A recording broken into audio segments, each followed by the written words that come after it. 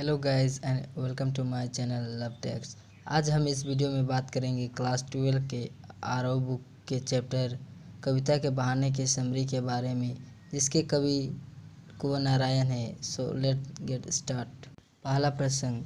कविता एक उड़ान है चिड़िया के बहाने, कविता की उड़ान भला चिड़िया क्या जाने।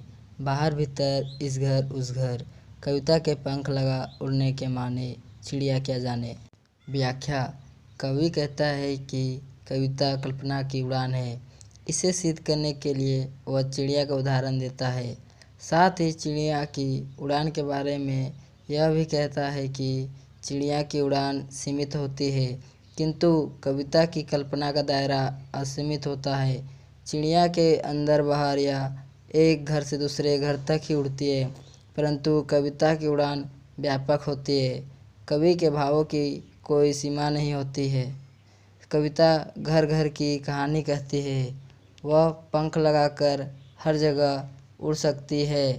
उसकी उड़ान चिड़िया की उड़ान से कहीं आगे है। दूसरा प्रश्न। कविता एक खिलना है फूलों के बहाने, कविता का खिलना भला फूल क्या जाने। बाहर भीतर इस घर उस घर, बिना मुरझाए महकने के माने, फूल क्या जाने। इसका व्याख्या। कवि कहता है कि कविता की रचना फूलों के बहाने हो सकती है। फूलों को देखकर कवि का मन प्रफुल्लित रहता है। उसके मन में कवि फूल की भांति विकसित होती है। फूल से कविता में रंग भाव आदि आते हैं, परंतु कविता के खिलने के बारे में फूल कुछ नहीं जानते हैं। फूल कुछ समय के लिए खिलते हैं, खुशबू फैलाते हैं, फिर मुरझा जाते हैं। उनकी परिणति निश्चित होती है। वे घर के अंदर बाहर एक घर से दूसरे घर में अपनी सुगंध फैलाते हैं, परंतु शीघ्र ही नष्ट हो जाते हैं। कविता बिना मुरझाए लंबे समय तक लोगों के मन में व्याप्त रहती है। इस बात को फूल नहीं समझ पाते। तीसरा प्रश्न। कविता एक खेल है बच्चों के बहाने, बाहर भीतर यह घर वह घर, सब घर एक कर देने के माने, बच्चा ही जाने। कवि कविता को बच्चे के खेल के समान मानता है।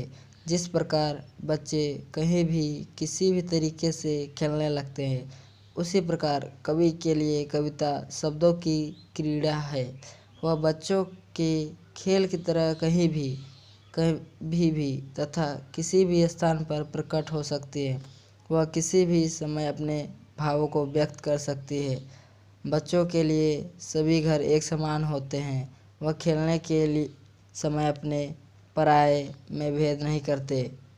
इसी तरह कवि अपने शब्दों से आंतरिक व बाहरी संसार के मनोभावों को रूप प्रदान करता है।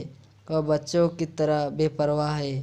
कविता पर कोई बंधन लागू नहीं होता आ रहा है। सो उसका चैप्टर इज एंड।